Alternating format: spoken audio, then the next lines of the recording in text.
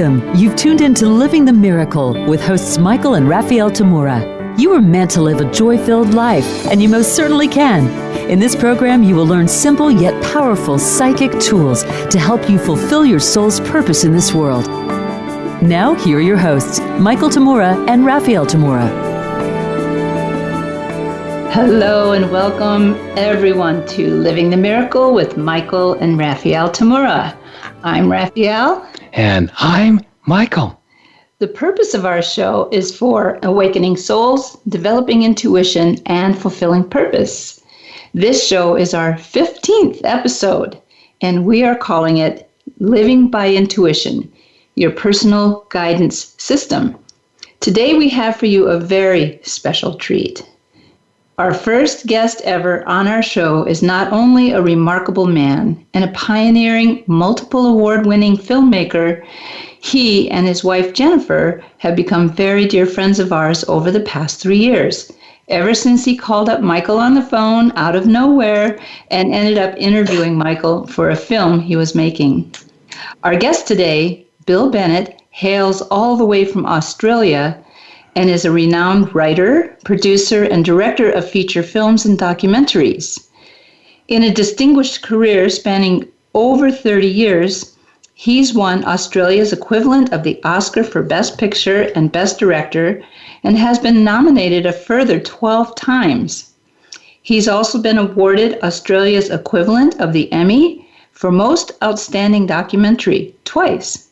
His films have been distributed through several Hollywood studios, as well as have been screened at some of the most prestigious film festivals.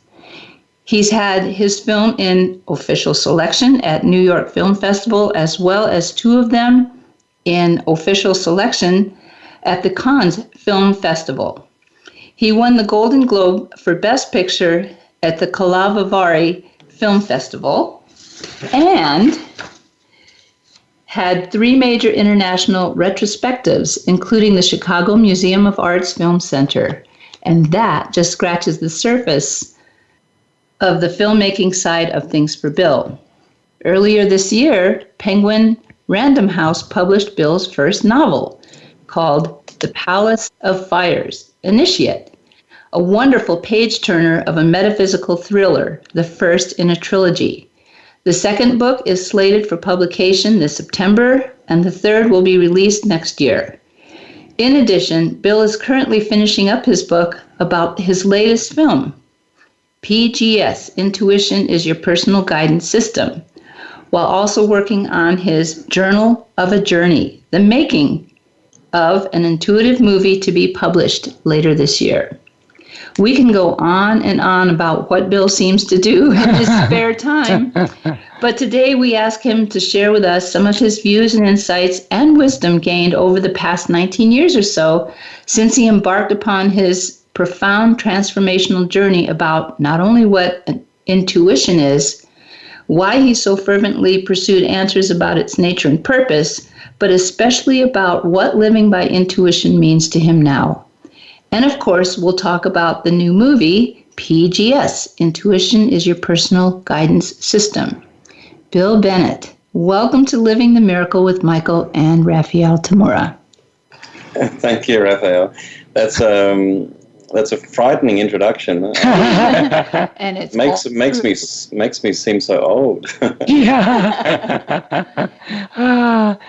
Well, you're not. Welcome, Bill. Oh, lovely to talk to you, Michael. It's great to have you on your show. And, it's speaking of being old, we're the same age. So you can't be that old. yeah, but you've died 5 times. You're a bit ahead of me on the curve. They keep kicking him back here, though. Yes, right. But I haven't become a zombie yet, so we're in good shape. You must have started making films when you were 3 years old. Absolutely. I wish I had. I'd probably be better at it by now. Oh, it's amazing, Our show is about living the miracle. That's what we call it. And I've often said that we can't live the miracle, which is the life of spirit here on earth, if we don't first live by intuition. And Bill, I've known you now for like 3 years. Well, actually, we've known each other and been friends for lifetimes. We're even older than we think. But that's probably a conversation for another show. Or another lifetime. Or another lifetime. Now that's funny. Yes, we'll see what kind of radio shows, or if they even have them in the next lifetime. But I've seen you live by intuition a great deal of the time when we're together. And I also know that you've experienced many, many miracles because you follow your intuition. And of course, a miracle's any kind of event or experience that wasn't really planned and it's not expected. So, but it really, every miracle provides some kind of an answer or solution to something we've been needing or seeking. So, Bill, would you share with our listeners, and now some 46 countries listening today, one of those miracles you've experienced because you are following your intuition?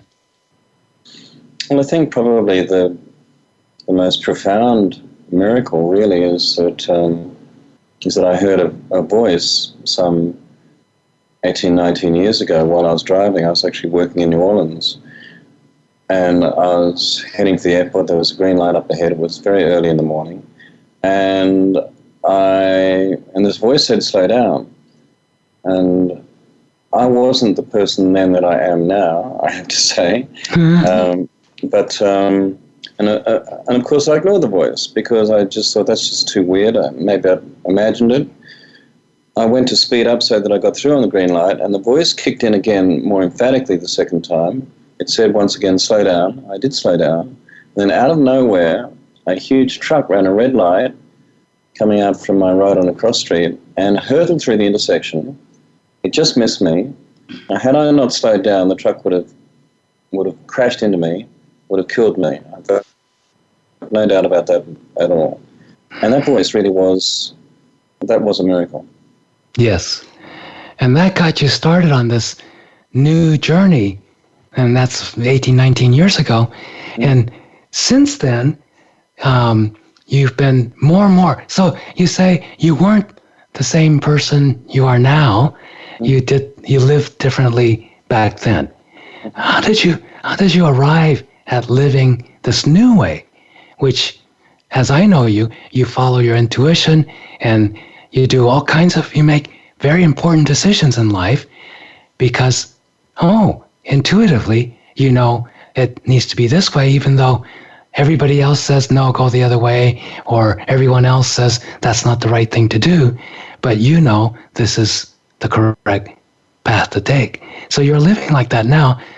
How long did it take, and how did you arrive at that way of living? Well, I have to say it didn't happen fast. But, it's interesting, Michael. Now that I know what I know about intuition, I can look back on my life and really, from a very early age, I now recognize that intuition tried to steer me. And at times I guess intuitively or instinctively went with it, often at odds to advice from others. And on the occasions that I did that, people would say I'd probably be, stubborn or pig-headed or whatever. But the times that I would do that, things worked out. And the times that I didn't, things didn't work out, to the extent that, I went into relationships that broke up. I went into career paths that went nowhere. I went into endeavors that where I ended up losing money, things like that. And on the occasions when I did follow that intuitive ping, if you like, things worked out far more surprisingly, far better than I ever thought. But you see, at that point in my life, I didn't understand that. I just was kind of like, a kid in in a supermarket wheeling a trolley with a blindfold on. And I was sort of crashing into aisles and all of that kind of thing. Essentially what happened was that after I heard that voice, it took me a long time to really kind of process that. And what I determined was I wanted to know what that voice was. I wanted to know where it came from, and I wanted to know why it saved my life. And that really started me off on this extraordinary journey, which has led me to where I am right now. But I've got to say, I started the film as a skeptic. Both my parents were dentists. My brother is a vet. My two sisters are both in the medical professions. I started off, in fact, I graduated from high school and went into medicine. So I sort of started out with a very evidence-based background, and medicine and I didn't really get along. I like to say that I sashayed into writing and via journalism.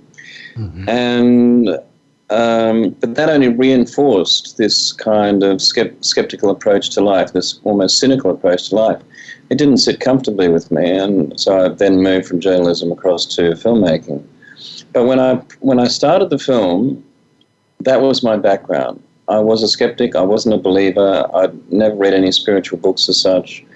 But through the making of the film and coming in contact with the extraordinary people that I met through the making of the film, including yourself and Raphaelle, things changed. And you, in fact, Michael, are one of the biggest agents for that change, which we can talk about. But I got to say, I was talking to my wife Jennifer about this. The really big changes didn't happen until I got into editing. Because while I was making the film, I was sort of focused and intent and, on collecting these wonderful interviews. But then when I got into the editing room, and I spent 2 years editing this movie, I spent 3 years shooting it and 2 years editing it, each day I would go backwards and forwards over the various interviews. And as you know, the film features people like Carolyn Mace, James Van Prague, Judith Orloff, Hindu saints, even the Prince of Bhutan. So I was in this very privileged position where I was able to study the wisdom and absorb the wisdom of these extraordinary people. And that's when the real change came, in fact, in the editing. So now the film is completed, and I'm a vastly different person to the one that I started out at. Yes, and are you happier than the person you started off as? Oh, there's no doubt about that. Yeah. Yeah. One of the reasons I'm happier is because I've largely let go of fear. Which you think, well, how is that possible? Because fear is so much embedded in the way that we live. But if you get to a point where you really firmly believe in guidance, then what is there to be scared of? True, yes. Yes. Absolutely. And it also seems like sort of a spiritual shortcut when you listen to your intuition. Well, you're right. You're absolutely right, Raphaelle. It's really interesting because a lot of people try and complicate intuition. And, I've read a lot of books now on the subject, and pardon me, some of them are very esoteric and very weighty and heady and so forth. But you and Raphaelle, Michael, have the extraordinary ability to be able to take all of these quite complex, esoteric concepts and distill them down into a way that you can make them accessible to people, through your radio show and through your book and through your teachings and so forth. And that's certainly what I've tried to do with this film, is to take stuff that, if you read Alice Bailey or Madame Blavatsky or some of these, heavy hitters. yeah, very, very, very dense writing, yeah. Even Course in Miracles is dense. A lot of people kind of put off intuition because of this, because they think it's so hard. Yes. But what I've learned from you and from some of the other people in the film is that actually it's really easy. It comes down to very, very simple principles. And did you come to a conclusion, or at least a work in progress, of what those simple keys to make intuition an easy way to live for anyone? Have you figured that out?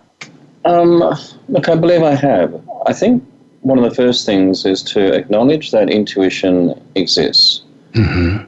I think acknowledging intuition as a functioning system that we can use, and it's there within every one of us. You know, it's not like some people are intuitive, other people aren't. That's an absolute nonsense. We're all intuitive. It's just that some have a greater sensitivity to it. Some have developed it like a muscle and have a stronger relationship with it and so forth. But we all have it. The second thing is that you've got to be willing to work with it and allow it to work with you. And then we go into the issue of trust. Once you acknowledge that it exists, once you're willing to work with it, you've then got to trust it. Because if you don't trust it, then the whole thing is just a total waste of time. And, exactly. Yeah. And trust brings in all of these issues of fear. Back to fear again. Which we touched on before, exactly. Yes. You know, and fear is the biggest inhibitor to intuition that I'm aware of. Yes. So it's most people are terrified of going with their intuition, going with their gut, going with their heart, because it's asking them to step into the unknown. But within the unknown is where true discovery lies, where true creativity lies, where your full potential as a human being lies. It doesn't lie in the past. It doesn't lie within logic or rational thinking. That only keeps you mired in the past. You know, it's what I call, drawing from your own personal archives. I mean, who wants to, keep on rehashing what you know and what you've learned from before? True originality, true discovery lies along the intuitive path. But a lot of people are terrified of that because it means stepping off the ledge and hoping that there's going to be a safety net there. Invariably there is, because Spirit, Source, the Creator, whatever you want to call it, is not going to let you fall. Exactly. Spirit makes you fly. Yeah. And that's a great image, isn't it, of taking that leap of faith is really a leap of intuition as well. And you're absolutely amazing in bringing out this, well, you yourself are remarkable creative man, and without that intuition, you wouldn't have been able to make any of your movies, write any of your books, because intuition is what allows us to tap into that inner creativity and bring some originality. It's not, like you said, rehashing the past. It's bringing in the new. And you made this, I have a question about this absolutely remarkable 83-minute feature documentary that you made. I consider it a masterpiece. And you titled it PGS, standing for Personal Guidance System. A little play on the GPS. Yeah, and I love that because I don't think I've ever heard anybody else call intuition a system. We all who live by intuition look at intuition as guiding us, but nobody ever talked about it in terms of it being a personal system of guidance. Could you talk about, how did you come about this seeing intuition as a system? Look, that's a really, really good question. And, I'd like to think that it came, as a flash of, like an epiphany. It actually didn't. It took me many, many years of reading and thinking about intuition and trying to understand what intuition is and how it works with us to kind of come to this realization that it is a system. What I believe look, one of the reasons why I call it PGS, number one, it is personal. Intuition isn't, it's not this sort of generic thing that applies as a template to everybody. Intuition connects with each person individually in a very personal way. And what works for some persons, some people doesn't work for others. Yes. What I believe is this. I believe that we have a purpose in life. We are incarnated into this physical form to have a purpose in life. And what our intuition does is it's the navigational system that tries to keep us on our path, on our purpose. You see, we've got systems like our immune system that keeps us, fights disease, our circulatory system that keeps the blood pumping around our body, our digestive system, and so forth. Why don't we have a system that actually guides us through life? I believe we do, and I believe it's our intuition. And I believe it is as legitimate a functioning system in our body as all of those other physical systems that we know of. It's just that it works within the energetic, metaphysical realm. And because of that, Western science won't acknowledge it. But Eastern mystics and Eastern healers and so forth have been acknowledging it for thousands of years. That's right. Bill, we're coming up on our first break right now, and we just hold that thought. Hold that thought. If you don't mind, and we will Absolutely. get right back to that. Hey there. Thanks for listening to the show. If you're ready to take the next step on your spiritual path, develop your intuition, heal your spirit, and fulfill your life's purpose, please visit livethemiracle.com, our learning sanctuary for the soul. Welcome back to Living the Miracle with Michael and Raphaelle Tamura. Today we are talking about living by intuition, your personal guidance system, with wonderful filmmaker Bill Bennett as our guest. Yes, and before the break, Bill was telling us about, how he came about to look at the use of intuition and living by following his intuition as a type of system. So, Bill, it's like, just like on the physical level, since you were headed toward being a medical doctor way back many moons ago, Ancient history. in your previous incarnation, it's like in the body, there's the circulatory system, the nervous system, the digestive system, and so forth and so on. Those are all systems that are distinguishable from one to the other. And so intuition as your personal guidance system is also distinguishable from other systems of communication and being able to extract information from things. And so as you've been, right before we went into the break, you were talking about in the Western scientific mindset, that's not really looked upon because they haven't figured out a way to measure intuition or take a picture of it or put it in a test tube. But in the East, in Eastern mysticism, and in many different cultures in the East, it's been studied and really written up about. And there's for example, many cultures use what at least in India is called the chakra system. Is that a little bit close to what you're talking about in terms of the intuition coming through a visible, if you're clairvoyant, visible on an energetic level, these energy centers and circuits and all of that, as well as how you use it?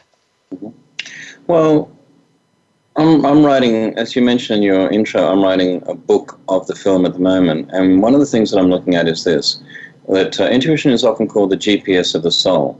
So I'm drawing in trying to understand and write about how intuition works. What I'm doing is I'm drawing an analogy between how a GPS works, like a GPS in your car, and how intuition works. So with a GPS, you've got satellites up above, and let's say with a GPS system, you go up to a bunch of satellites and they triangulate and all that. Let's just say there's one satellite up above. So that satellite has overall knowledge and information. And so it's got this overview. It's up in the heavens. It sends data packages down to a device in your car. So let's call those data packages messengers. And then you've got the device in your car, which decodes and encodes those messages, and it presents as information to you. That is your guidance. The device is where you get your guidance. Yes. So let's apply that analogy then to the intuitive PGS system. Let's say that the equivalent of those satellites up above is Source. Or we could call it the universe or the creator or whatever, but let's say that's Source. And then you've got the equivalent of the data packages, what I call the messengers. Well, that can be angels, it can be a guardian angel, it can be a higher self. Yes. You know, the quantum physicists can put it in those terms as well. They can talk about quantum entanglement and unified field theory and so forth. And then you've got the equivalent of the device in the car, which is a TomTom or a Garmin or your cell phone or whatever, you know, which uses software. Yes. I believe the PGS equivalent of that is your third eye pineal gland, and the entire energetic system within your body, the chakra systems. Yes. So when people say, and I'm paraphrasing this from you. I do this in Q&As, and you're not there, so I can get away with it. But when people say that they have a gut feeling, it's because they do physically feel it in their gut. What's happened is that they've got these messengers from Source via you know, whatever system, whether it's angels or Holy Spirit or whatever you want to call it, and that comes through the outer energetic system into the inner energetic system through, I believe, the portal of the third eye pineal sort of grouping, and then it works its way through the energetic system, and it connects once again on a personal level. If somebody is more prone to feeling things in their gut, it's going to connect through that gut chakra into the biology of yourself, of the human being, and you are going to get a gut feeling. Yes. So saying I had a gut feeling about something, it's because it is actually manifesting physically in your body through your gut. Exactly. And in your case, the very thing that kind of started you on this journey of seeking the answers, that a near miss, accident situation, you heard a voice, right? Yeah. And so that's different than the gut feeling. It's a hearing thing. And that's part of the system. And then some people will see. The third eye is often called the eye because it's a seeing center. And so some of us see images, some of us see the unfolding of a scene of the future, things like that. Or even see a dead person. Yeah, see the spirit of a deceased person. And so it's got a whole system. And in the Eastern mysticism, there's charts and everything. Like most everybody knows the acupuncture. When you go to an acupuncturist, there's always that doll at the acupuncture office with the lines, the meridians, and the points. And that's just the external part, the closest to the skin of the body, right underneath the skin, becomes these fine, like fiber optic energy lines, whereas closer into the core of the body, there are bigger channels where energy flows and the chakras are connected and all of that. So this is going to be great as you both, as the movie goes out and as your books go out of the making of the movie, as well as what this movie is all about, much more in depth in terms of integrating what everybody's talked about in the movie. So who are the people? Do you have a particular demographic that you'd like this movie to really reach? Well, I'd like the film to reach men, Michael. Because I think men really need to be more in touch with their intuitive system. Yes. I mean, as you know, I never intended to be in this movie. I only put myself in right at the very last moment, and it was really on the advice of other people that I did that. But now, being the person that, if you like, guides the audience through the film, being in the film myself, I've come to realize that's actually made the film more accessible to men. Yes. And I do believe that if men can start to understand intuition and start to trust it and work with it, they're going to be much happier. There's going to be less aggression, competitiveness, violence, male kind of, negative male energy, not positive male energy, but negative male energy is going to start to whittle away. But, I just, to answer your question, I started off an ordinary bloke, and hopefully I still am. But through the process of making the film, I have changed.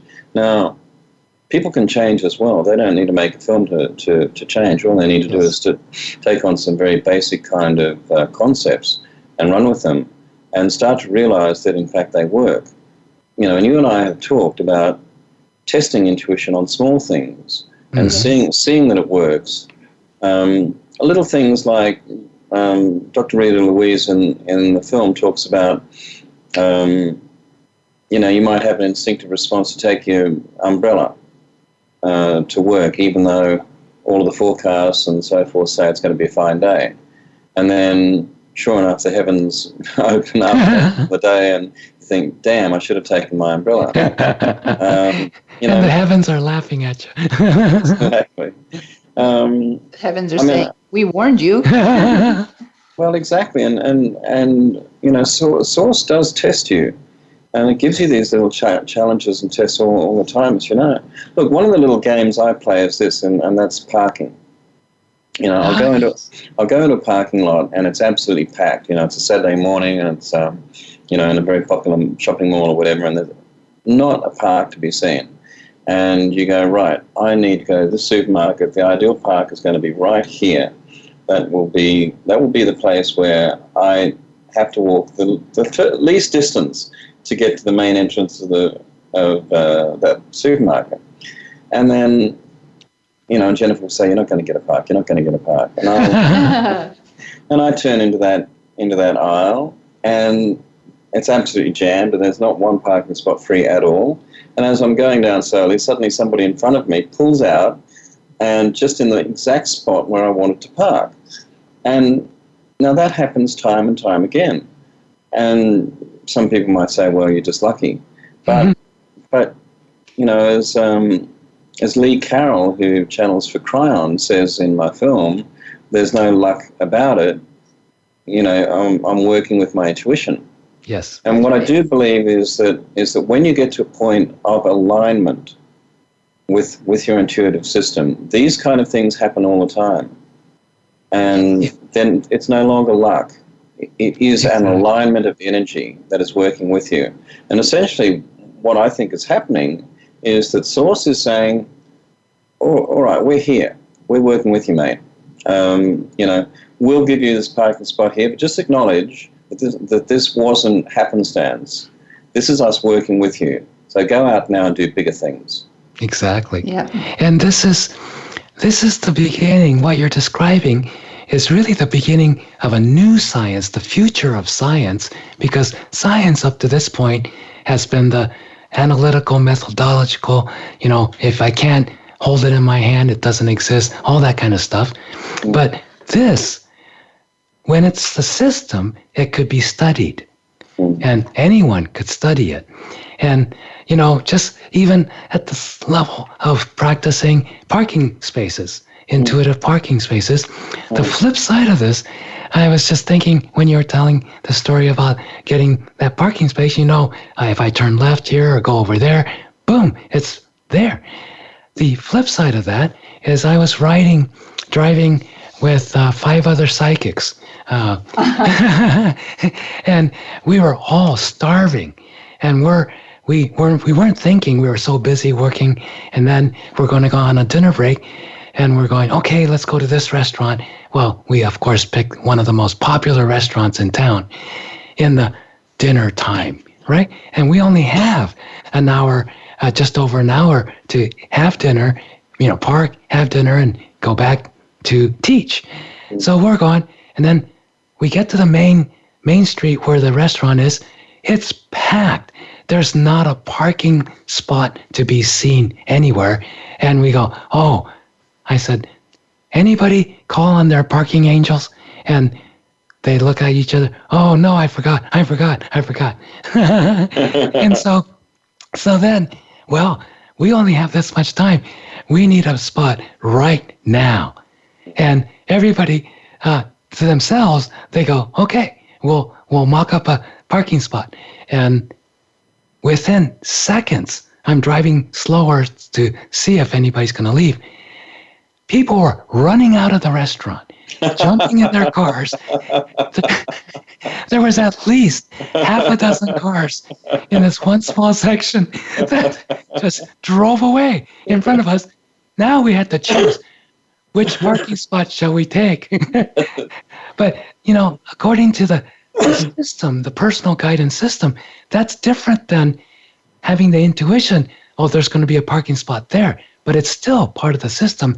Just like in the analogy of the GPS system, it's a two-way communication. With GPS, let's say we set it for a certain destination, like a certain restaurant, and it's taking us there, and then we decide, no, we want to go to this other restaurant. So then we communicate through the GPS to that satellite in the sky, oh, we changed our destination. And then GPS tells us, okay, in that case, you go this way. And so this, both sides of the experience, yours, multitude of times when you just know, okay, I got to go this way to get a parking spot, and there's one waiting for you.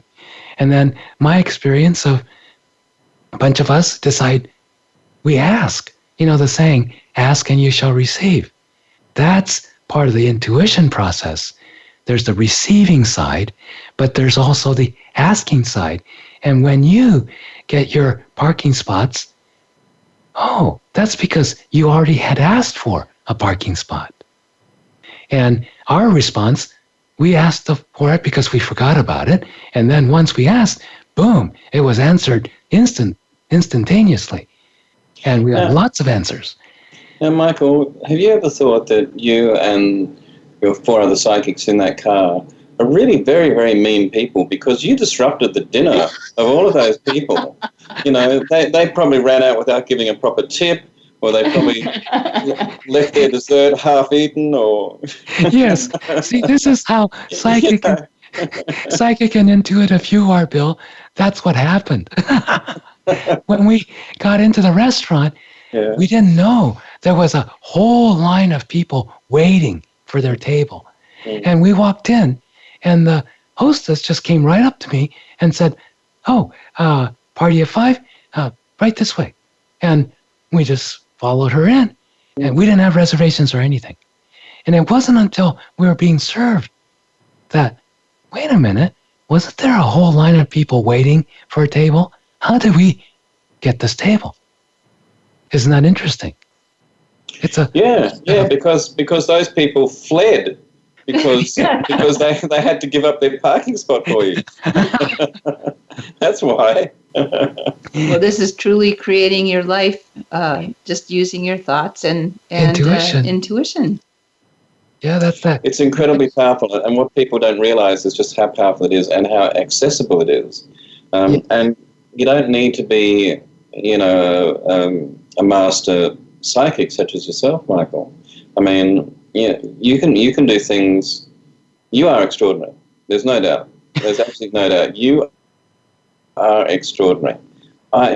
In multiple lifetimes, I could never do what you do. But I guess what I'm saying is that everybody who's listening to this right now, as you know, everybody has psychic abilities. You've said this time and again. Yes. And intuition is a psychic ability. Everybody has that ability. And all they need to do is just do some very, very basic, simple things, some of which are touched on in my film. I talk about stop, listen, ask, trust, and follow. All I need to do is just do some very, very simple things, and they will begin to access their intuitive system, and things such as we're talking about become possible. They become very possible. In fact, they become very ordinary. Yes. You know, as Carolyn May says in the film, intuition is ordinary. It is God in your DNA. I love that term. Yeah. You know? Yeah. Yes. I call intuition DDMs, direct divine messaging. I like that. To use a social media term. Yes. Because at its core, I believe intuition is a messaging service. Absolutely. It's a messaging service from the divine to keep us safe, number one, and to keep us on our purpose and on our path. Exactly. And that's why, like you said at the very beginning of the show today, Bill, that, you know, the difference between when you were living less intuitively and now when you're living almost entirely intuitively is you're much happier. And that's just one benefit. So every time you're following that intuition, the end result, people shouldn't get stuck on, I should have turned left, but I trusted my intuition, turned right, and it took me on a detour.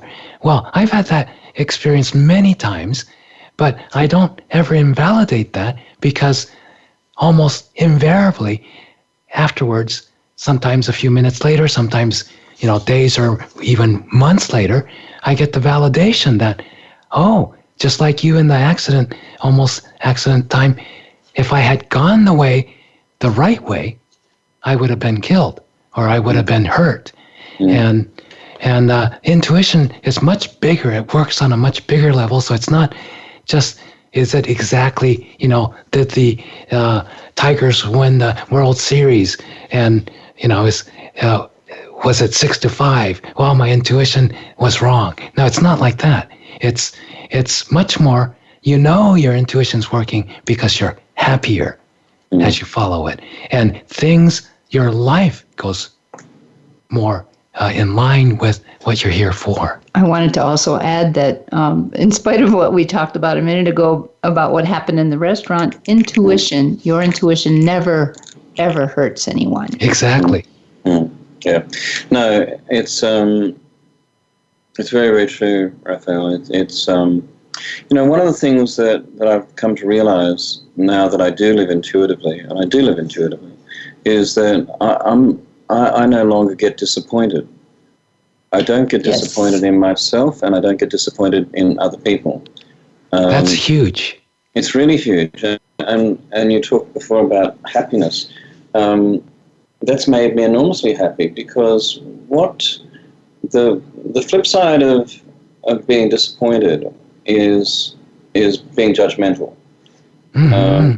You know, I'm disappointed because that person has a better car than me. Exactly. I'm disappointed because that person got a job break that I didn't get, or whatever. Or let you down.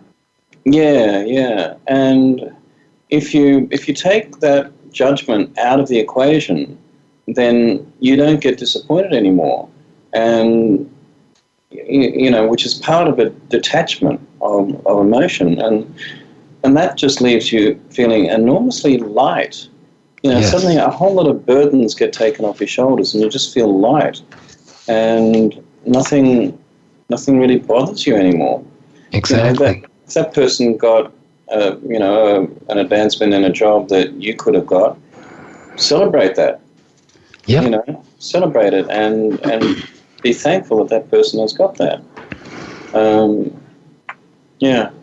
Michael, I've got to say, I've learned so much from you. I was thinking the same about you, because what you just said about disappointment and not having that following intuition, that's so huge. It's actually monumental, and we could do several shows just on that, but you might have to write a book just on that too. Yeah. Well, look, you were instrumental in in a great shift in me. We don't have time to go into the full story, but you energetically, mystically cleared a chronic cough that I'd had for 18 months, and no doctors could fix it, and you fixed it in one session. And I have to say that was a huge turnaround for me, the way you did that. I was coughing up blood, as you know. Yes. And within one session, you just fixed that. You went back into my past lives and you saw what the traumas were that were causing it, and you got rid of those. And that was a big turnaround for me. Oh, that's... And I've spoken to anybody who'll listen and just said, look, you cannot discount this stuff. No. That's so wonderful of you to say, Bill. And just in case anyone is thinking about calling Michael for a session, he is actually retired from giving sessions. This was something special that we did for Bill when he came for the filming because of the show. That's following my intuition. Once in a while, it's not about the healing or fixing or working on people. It's about the communication. And that's what really healed you, Bill. It's not something I did so much as you were ready, you asked for it, and it was given. And I'm just I'm the messenger in that situation. Yeah. Well, time's flying by right now, and we're at the end of the show, if you can believe it. We'll have to have another one. We have to have you back again, Bill. There's so much to explore and discover about living our lives by following our intuition as our personal guidance system. Raphaelle, if I could just say, if people are interested in viewing the film, just go onto the website, pgsthemovie.com, and there's information there on how they can see the film. All right, and you can also learn more about Bill and his movies, books, and everything else at billbennett.com.au. And mark your calendars tomorrow, Thursday, May 10th, from 6 p.m. to 8 p.m. You can join Michael and myself for our first teleclass of a new series open to everyone.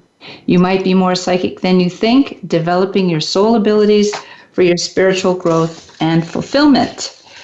And just go to our website, www.michaeltamura.com.